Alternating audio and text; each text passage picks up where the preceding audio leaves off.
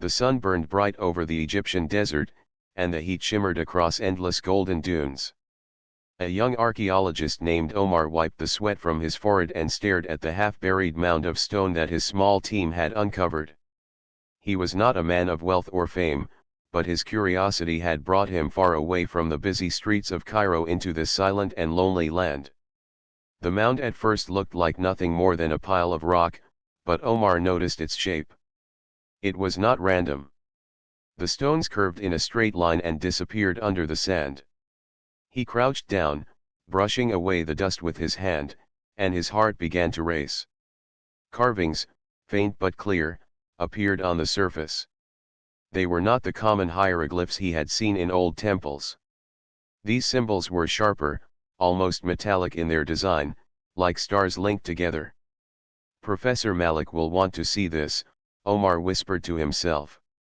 Malik was his mentor, a man who had taught him to respect history but also to question it. Omar pulled out his small notebook and carefully copied the strange symbols. Days passed, and the team worked with care. The mound revealed itself to be the top of a buried structure. Step by step, stone by stone, they cleared the entrance of what seemed to be an ancient building sealed for thousands of years. The deeper they dug, the colder the air became, though the sun still blazed above them. Some workers grew uneasy and murmured that this place was cursed. On the fourth evening, when the horizon glowed red with sunset, the team uncovered a massive doorway hidden beneath the sands. The door was unlike any Omar had ever seen. It was carved from a stone so dark it looked like it absorbed all light around it. When he touched it, it felt colder than ice. The strange part was that no tool could scratch its surface. Even drills brought from the city failed to make a mark. One of the older workers crossed himself and muttered, "This should stay buried." He refused to return the next day, and others followed him. Soon only a handful of men remained, but Omar's determination did not falter. That night, Omar sat near the strange doorway with a lantern by his side. The desert was silent, and the stars above glittered like distant fires. He studied the symbols again. They stretched across the stone in long lines, almost like maps of constellations. He thought of the old legends told by villagers, stories of gods that came from the sky, of battles between light and shadow. He had always believed these were myths, yet the carvings in front of him seemed to whisper of something far older and stranger than human history. The following morning, Professor Malik arrived. He was a tall man with a white beard and sharp eyes that missed nothing. When Omar showed him the carvings, Malik's face grew serious. He traced one of the symbols with his finger. "These are not Egyptian," Malik said quietly. "Not Sumerian either. They are older. Perhaps much older." Omar felt excitement mixed with unease. "Do you think it is safe to open it?" Malik looked at him for a long moment before answering. "Safe or not, history has placed this door before us. We must try." With new energy, the team worked to find a way inside. They noticed that the massive stone door had no hinges, no handles, and no seams. Yet Omar sensed it was meant to open. One evening, as the last rays of sunlight touched the carvings, the symbols glowed faintly like starlight. It lasted only a moment, but it was enough to make everyone step back in shock. The next day, Omar suggested they bring mirrors to direct the sunlight into the carvings at the right angle. When they did, the symbols lit up again, brighter this time. A low hum filled the air, vibrating through the stone beneath their feet. Then, slowly, and with a sound like grinding thunder, the door began to move. Sand poured down from above as the dark stone shifted backward, revealing a passage into blackness. A gust of air rushed out, colder than any desert night, carrying with it the smell of something untouched for ages. The men shivered, though the sun was high above. Omar stepped forward, lantern in hand. The light reached only a few steps before being swallowed by the darkness. The walls inside were smooth and curved, covered in the same star-like carvings. He could not see the end of the passage, only an endless shadow stretching forward. Professor Malik placed a hand on Omar's shoulder. His voice was steady but filled with awe. You have found something that does not belong to this world. Omar's heart pounded as he looked into the void beyond the doorway. It felt as though the chamber itself was watching him. The villagers' warnings returned to his mind, but his curiosity was stronger. He knew this discovery would change not only his life but the history of all mankind. What lay within was waiting, silent and patient, as if it had known that one day humans would return to uncover it. Omar lifted his lantern higher and stepped into the chamber of eternal darkness. The cold air from the chamber spread across the camp as though the desert itself had turned to winter. Omar held his lantern high, trying to see beyond the first few steps of the passage. The flame shook slightly in the draft that poured out of the darkness. Behind him, the workers whispered nervously. Some refused to come closer, muttering prayers under their breath. Professor Malik, standing at the entrance, studied the walls that glimmered faintly under the lantern light. The carvings were not simple decorations. They stretched in straight lines like pathways across the stone. Each line linked to another, forming shapes that resembled maps of the night sky. This is not the work of ordinary builders, Malik said in a low voice. This is knowledge of the heavens. Whoever made this chamber knew more than our ancestors were ever believed to know. Omar swallowed, his curiosity battling his unease. Professor, should we send word to Cairo? Maybe to the government. Not yet, Malik replied, his eyes fixed on the darkness ahead. We must understand what we have before others claim it. That evening, when the sun sank and the campfires burned, some of the villagers from nearby oases came to the site. They had heard of the discovery. An old man, leaning on a wooden staff, walked to Malik and Omar. His wrinkled face carried the weight of countless years, and his eyes shone with the memory of stories passed from one generation to the next.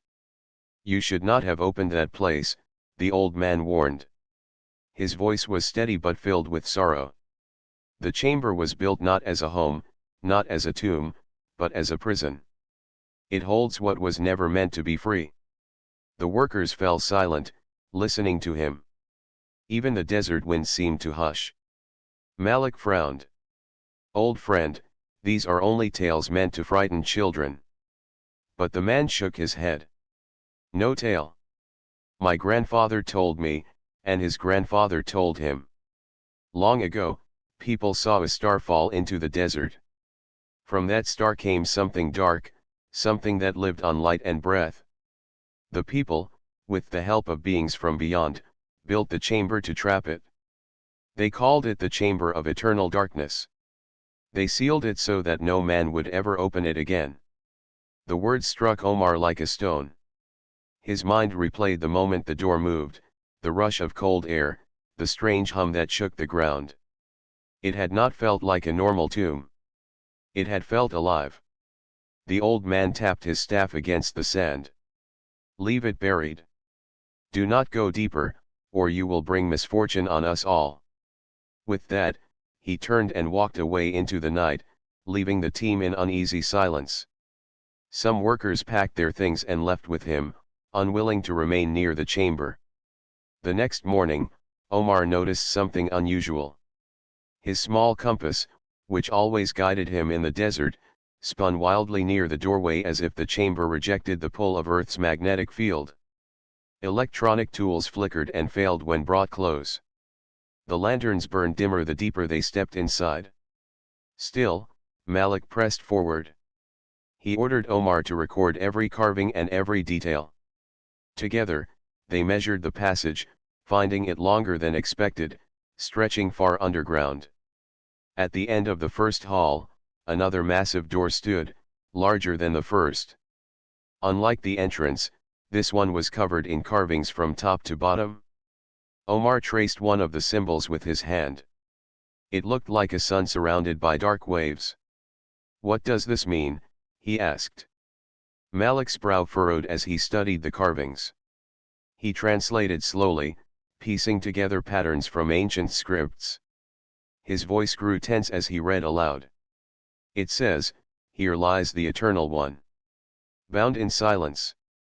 Do not awaken. Do not release. The words echoed in the chamber.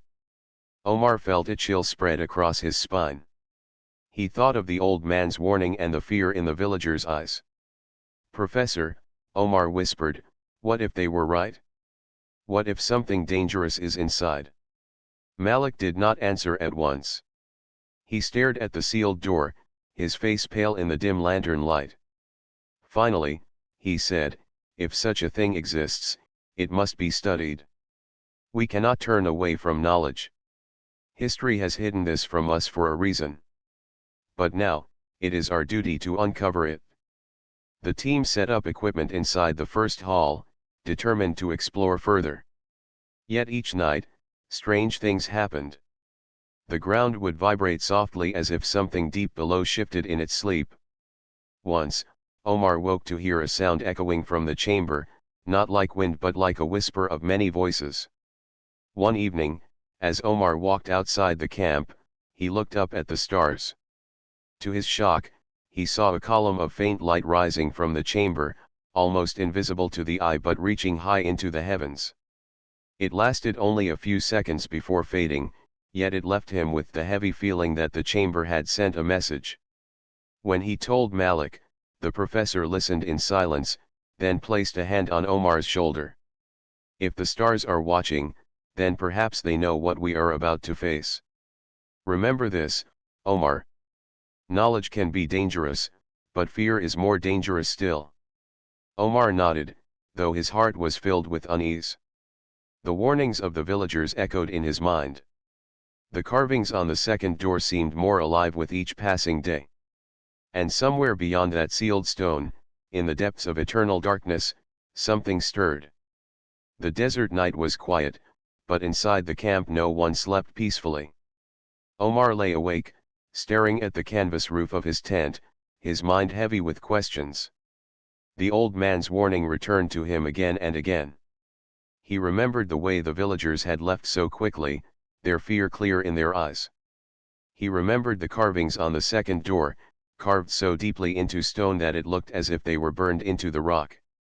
He closed his eyes for a moment, hoping for rest, but then a sound reached his ears. It was faint, a low humming that came not from the wind or the camp but from beneath the ground. He sat up quickly. The sound was steady, like a hidden heartbeat deep below the earth. Omar rushed out of his tent. In the center of the site, the chamber entrance stood like a black wound in the desert. The hum grew louder as Omar approached. He saw Professor Malik already standing there, his face lit by the lantern in his hand. You hear it too, Malik said without turning. Omar nodded, his chest tight. It feels alive. Before Malik could answer, a sudden flash lit the passage inside the chamber. Lines of carvings on the wall shone like silver fire.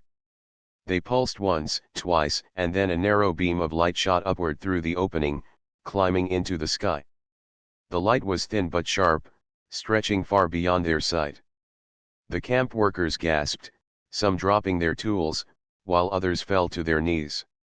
Omar shielded his eyes. Professor, what is happening? Malik's eyes reflected the strange light. It is a signal. Someone, or something, has been waiting for this moment. Above them, the stars seemed to flicker strangely.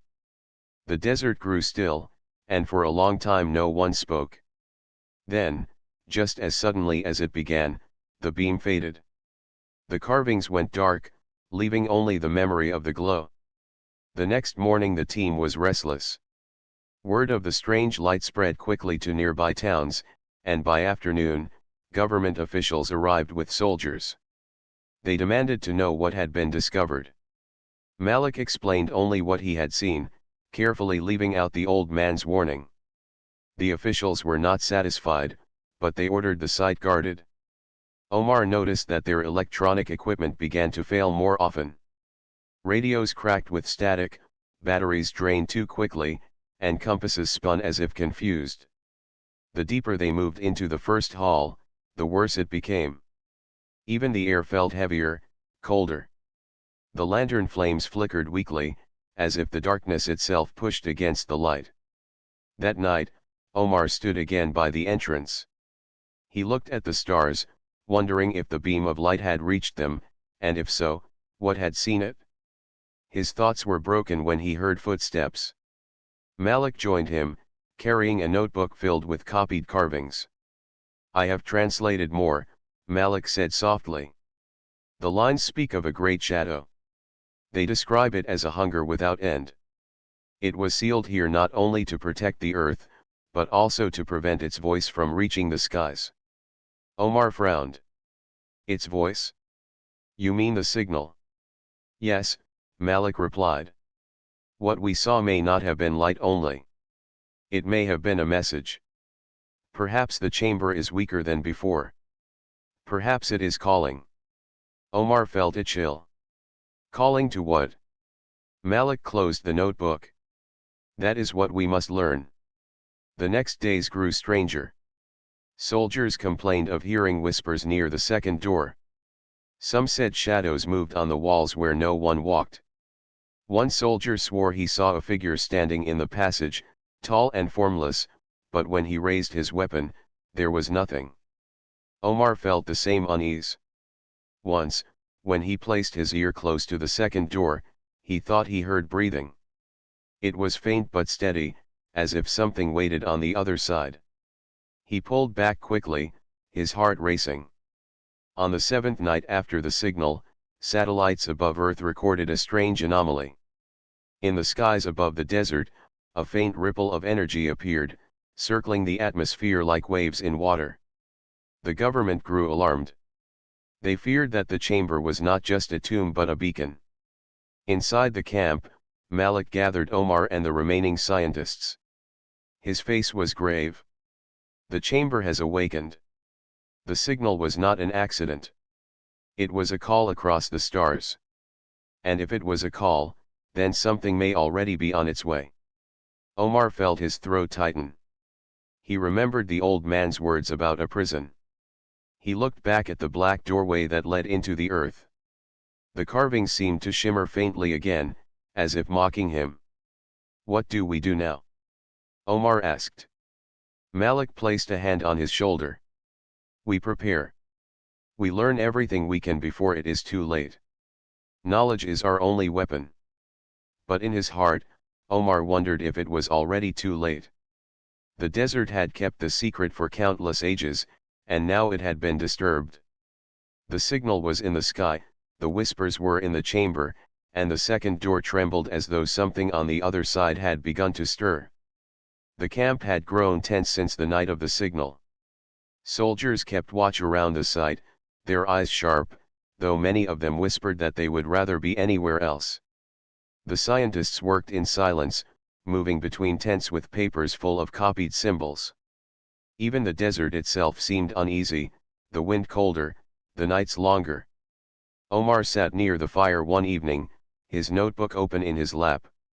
He traced the strange symbols with his pen, repeating them again and again as if writing them would help him understand. His hands shook slightly. No matter how he tried, he could not forget the sound he had heard behind the second door, the faint, steady breathing that had felt too real. Professor Malik joined him, carrying a thick stack of notes. His face looked tired, but his eyes burned with determination. He sat down beside Omar and placed the notes on the ground. "I think I have found something," Malik said. "A connection." Omar straightened. "What kind of connection?" Malik opened his notes and pointed to a series of symbols. "Do you see these patterns? They repeat again and again. At first, I thought they were simply decorative, but then I noticed that they match star maps. Not of today, but of thousands of years ago. Whoever built this chamber was not only recording a warning but also recording the position of the stars at the time it was sealed." Omar stared at the drawings, his heart quickening. So it was built with knowledge of the sky. But who could have known so much, so long ago? Malik's voice lowered. "Not only humans. That is the part I must show you." He pulled out another set of papers. These were sketches of carvings from deeper in the first hall. The images showed figures unlike men. Their heads were elongated, their arms long, their shapes unfamiliar. Some carried objects that looked like tools or weapons of light. These are not gods in the way the Egyptians carved them, Malik said. These are records of beings that came from beyond. I believe humans worked with them to seal the chamber. Omar felt his chest tighten. He had heard legends of visitors from the sky, stories told in hushed voices by the villagers, but he had never believed them. Now, staring at the carvings, he could not deny what he saw. So they built this place together, Omar whispered. Humans and others. Yes, Malik said firmly. And they built it for a reason. The writing on the second door is clear. Something was trapped inside. Something that could not be destroyed. Omar's mind swirled. He remembered the old man's warning and the signal of light that had reached the sky. If the chamber had been built to keep something hidden, then their discovery had undone centuries of protection. That night, Malik called a meeting with the scientists and the military officers. He laid out his findings, explaining the carvings and the star maps. Some scoffed, saying it was impossible, but others listened with pale faces. The truth is simple, Malik told them. The chamber is not a tomb. It is a prison. And we may have weakened the seal. A silence fell over the group. The soldiers shifted uneasily, gripping their weapons as if expecting the darkness itself to move. One officer finally spoke. If what you say is true, then we must close it again. We cannot allow this danger to escape. But Malik shook his head. It may not be so easy. The chamber was built with knowledge beyond our own. If we hope to repair what has been broken, we must understand what the ancients did. That means going deeper. Omar felt dread rise inside him. The idea of stepping closer to the second door filled him with fear, yet he knew Malik was right. Ignorance would not protect them. Over the next days, Malik and Omar worked together, studying every line and symbol. They discovered that the chamber was designed with layers of protection. The first hall was meant to warn, the second door was meant to seal, and beyond it lay the prison itself. The carvings also spoke of a weakness: the prisoner could never be destroyed, but it could be bound by the will of living beings. The ancients had used both their own power and the strength of their allies from the stars to hold it back. Omar realized something important then. It means humans were not weak, he said. They stood side by side with these beings. They helped to seal the darkness. Malik nodded. Yes. Humanity was not a child in this story. Humanity was a partner. The discovery gave Omar strength, but it also filled him with fear. If the seal had lasted this long only because of the unity of different worlds, then how could they hope to renew it now, alone? That night, another tremor shook the camp. The ground quivered, and lanterns swung wildly. A deep sound echoed from the second door, not like breathing this time but like a slow, heavy knock. The soldiers froze, gripping their rifles, though bullets would mean nothing against whatever lay beyond. Omar felt the sound in his bones. He knew, without needing to be told, that the prisoner inside was stirring. The signal to the stars had been sent, the warnings were clear, and the seal was weakening. As silence fell again, Malik spoke softly, almost to himself. We are running out of time. Omar looked at the second door, his lantern trembling in his hand. For the first time, he wondered if they had already gone too far. The desert night had never felt so heavy. The stars shone above, but near the chamber entrance the air was thick and cold, as though a storm waited underground. Soldiers stood with rifles ready, their faces pale. The scientists whispered among themselves, trying to stay calm, yet every tremor from the earth made their voices fall silent. Omar stood near the second door with Professor Malik. The carvings seemed brighter now, pulsing faintly like a heartbeat. Omar could not look at them for long without feeling dizzy. His lantern flickered as if the flame itself feared the darkness beyond the stone. "We must leave," one of the soldiers muttered. "This place is wrong. Whatever is inside should stay inside." But Malik shook his head. "If the seal is breaking, running will not save us. We must face it here, before it spreads." The ground rumbled again, stronger this time. Dust fell from the ceiling. Then, with a deep groan that echoed through the chamber, the massive stone door began to shift. The soldiers raised their weapons, shouting in fear. Omar's breath caught in his throat as the cracks widened. A blast of freezing air poured out, extinguishing half the lanterns. The second door opened just enough for shadows to spill through. The darkness was not empty. It moved like smoke, curling and twisting as though alive. Shapes appeared within it, half-formed and shifting, never staying the same for more than a moment. At first, Omar thought it was only mist, but then he felt it watching him. A whisper brushed against his mind, cold and sharp. It was not a sound but a voice inside his thoughts. Many voices, layered together, speaking without words yet filling him with dread. Omar staggered back, clutching his head. The soldiers fired. Bullets tore into the shadows, but they passed through without effect. The darkness swirled, and the gunfire fell silent. One by one, the flames of the lanterns dimmed as the shadow pressed closer. Professor Malik shouted, his voice breaking through the fear. "Hold your ground. It cannot take what you do not give." Omar realized Malik was right. The creature, if it could be called a creature, fed on weakness. It pressed against his thoughts, trying to pull fear from his mind. Omar closed his eyes and focused on one thing, his will not to run. To his surprise, the shadow paused. It recoiled slightly, as if confused. The whispers grew louder, angrier, but they no longer pressed into his mind with the same strength.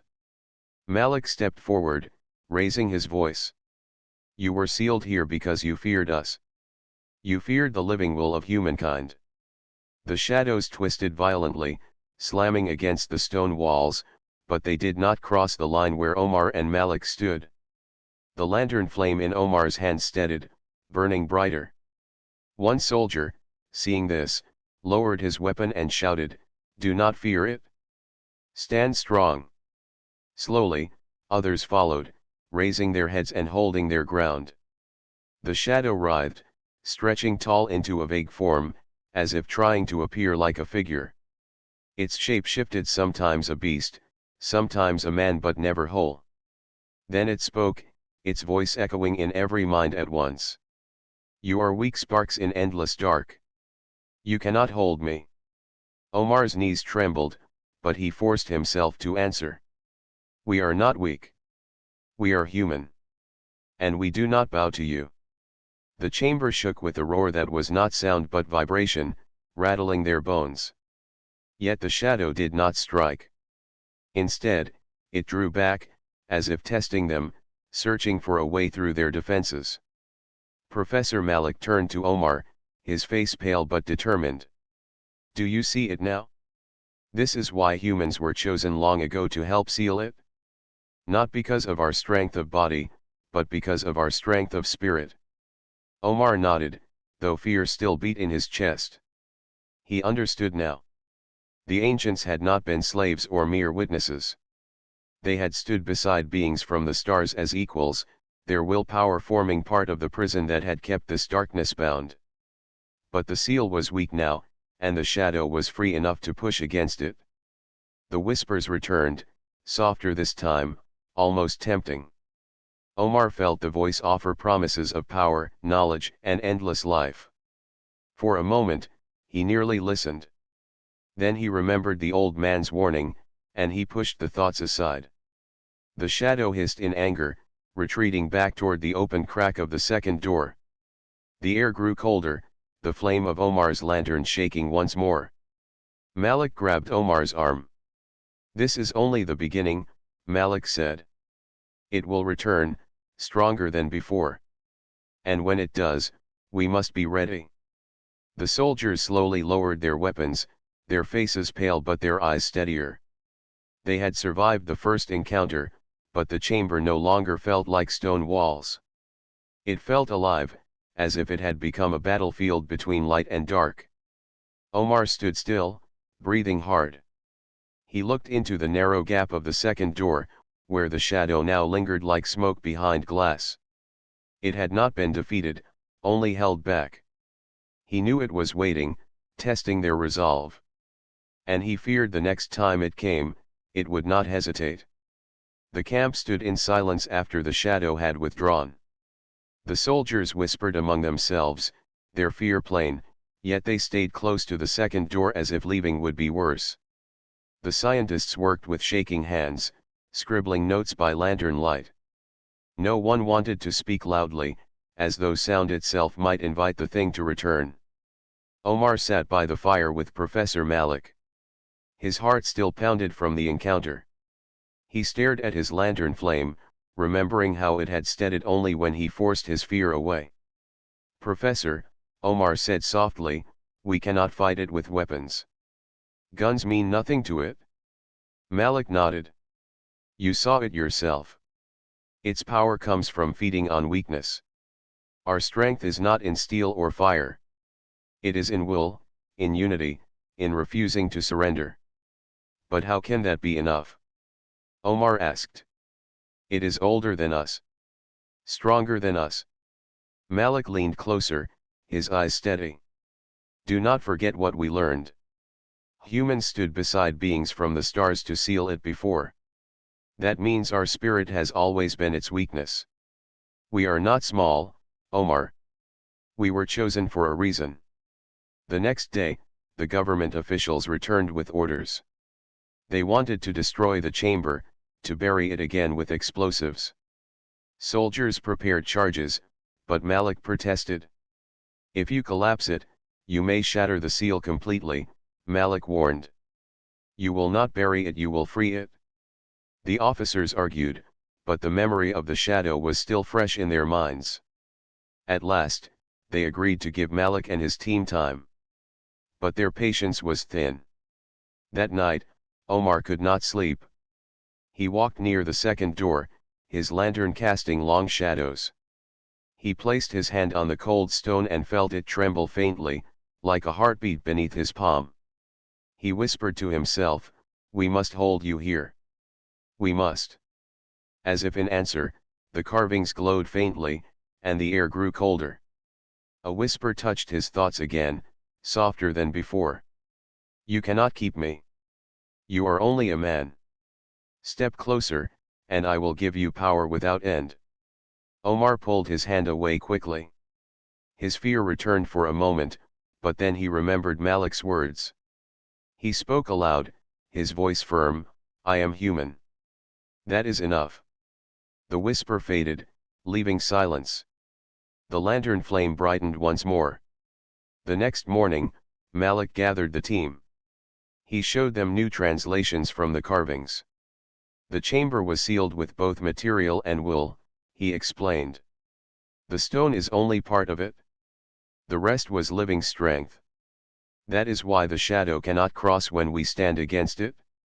The seal must be renewed, and it can only be done by humans. Omar listened carefully. The idea frightened him, but it also gave him hope. The ancients had succeeded. That meant they could too. Later that day, another tremor shook the ground. The second door groaned as if pushed from within. This time, the shadow spilled through in greater waves, spreading across the hall like a rising tide. Soldiers fired again, though they knew it was useless. The lanterns dimmed, and whispers filled the chamber, pressing into every mind. Omar felt the fear clawing at him, but he shouted, "Stand together. Do not give in." The soldiers looked at him, uncertain, but Malik's voice joined his. "He is right. Do not run. Do not break." One by one, the soldiers lowered their weapons and stood firm. The scientists, though trembling, stepped closer, their lanterns raised.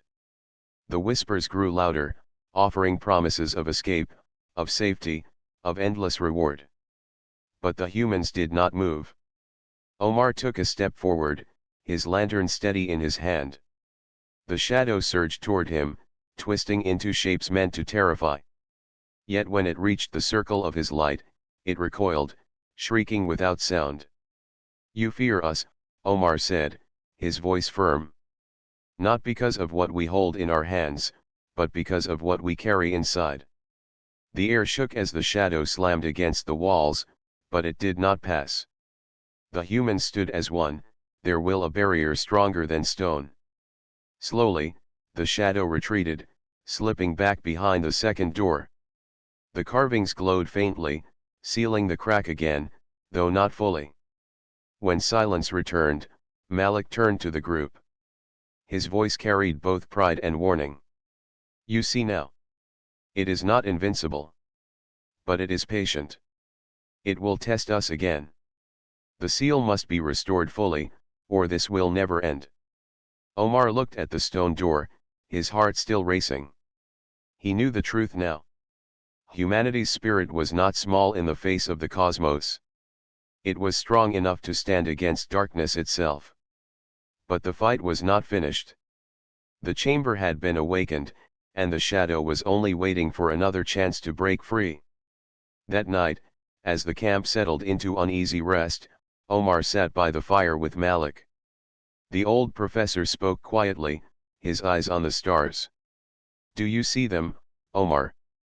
The ancients looked up at those same stars and found allies. "Perhaps we are not alone even now. Perhaps they are watching to see if humanity is still worthy of the task." Omar followed his gaze, the stars bright above the desert. He did not know if anyone out there had seen the signal, but he knew one thing with certainty. If the shadow returned, he would stand again. Because he was human. And that was enough. The camp was quiet, but it was not the quiet of peace. It was the silence of men and women waiting for something they knew would return. The shadow had been pushed back, but it had not been defeated. Everyone felt it. The air around the chamber was colder now, the sky above it darker at night as though the stars themselves kept their distance. Omar sat near the fire, staring into the flames. The memory of the whispers still echoed in his mind. Promises of power, safety, knowledge without end, yet all of it felt empty compared to the strength he had seen when humans stood together. That was real. That was powerful. Professor Malik joined him, holding a lantern in one hand and his notes in the other. His face was lined with exhaustion, but his voice carried steady resolve. "I have finished the translation," he said. "The carvings explain how the seal was made. It requires a living will. A human voice must call the command, standing in the heart of the chamber. Only then will the prison close again." Omar's chest tightened. He had expected this, but hearing the words aloud made the weight heavier. "And if no one does it?" Malik's eyes grew dark. "Then the seal will fail. The shadow will spread, and nothing will stop it." The soldiers and scientists gathered when Malik explained the truth. Fear rippled through the group, but there was also a spark of courage. They had faced the shadow once and survived. Now they understood that their unity was not weakness but the only weapon that mattered. Still, the question remained, who would step into the chamber? Who would stand before the darkness and speak the command? The night before the final attempt, Omar could not rest. He walked beyond the camp into the open desert, where the stars shone without interruption. He thought of his family in Cairo, of the people in distant cities who had no idea of the danger beneath the sands. He thought of the old man who had warned them, of the villagers who had left, and of the ancients who had built this prison with courage and sacrifice. A voice rose inside him, quiet but unshakable. It told him he already knew the answer. At dawn, the team gathered at the entrance of the chamber. The soldiers carried lanterns, forming a ring of light.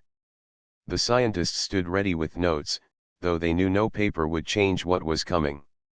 Malik looked at Omar, and in that glance, Omar understood his mentor's thoughts.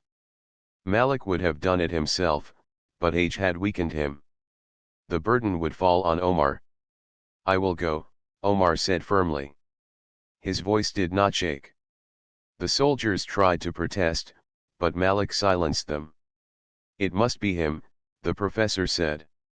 "He has already faced the shadow and did not fall. He carries the strength we need." With the lantern in hand, Omar stepped into the chamber. The air grew colder with every step, and the whispers returned, pressing into his mind. The second door stood half open, shadows curling through the crack. The carvings glowed faintly, waiting. Omar raised his lantern. "I am here," he said aloud. His voice echoed against the stone. "And I will finish what was started." The shadow surged forward, filling the hall with a roar that shook the ground. Shapes formed in the darkness, faces, beasts, endless forms meant to terrify. The whispers screamed in his mind, offering everything if only he would turn away. But Omar did not move. He planted his feet firmly and lifted his voice. He spoke the ancient command, the words Malik had translated, each syllable heavy with meaning. The carvings on the walls blazed with light. The air vibrated, and the shadows writhed, pulling back as though burned. The roar grew louder, shaking dust from the ceiling. Yet Omar did not stop. He spoke the final words with all his strength, his will steady, his heart unbroken. The second door slammed shut with thunder. The carvings shone brighter than the sun, sealing every crack, every weakness. The chamber shook one last time, then fell into deep silence. The whispers were gone. The air grew still. Omar lowered his lantern. His hands trembled, but his spirit did not. The chamber was silent once more. When he stepped out into the light of the desert, the soldiers and scientists watched him with awe. Malik smiled, pride shining in his weary eyes. "You did it," he said. "You proved that humanity still carries the strength of the ancients." Omar looked at the horizon, where the sun rose above the endless dunes.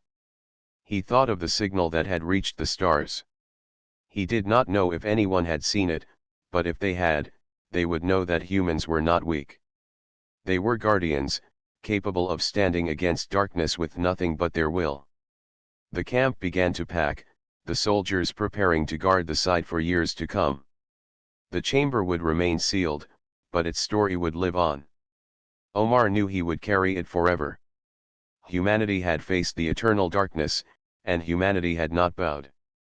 That night, as the desert cooled under a sky full of stars, Omar whispered to himself, "We are not small. We are human. And that is enough."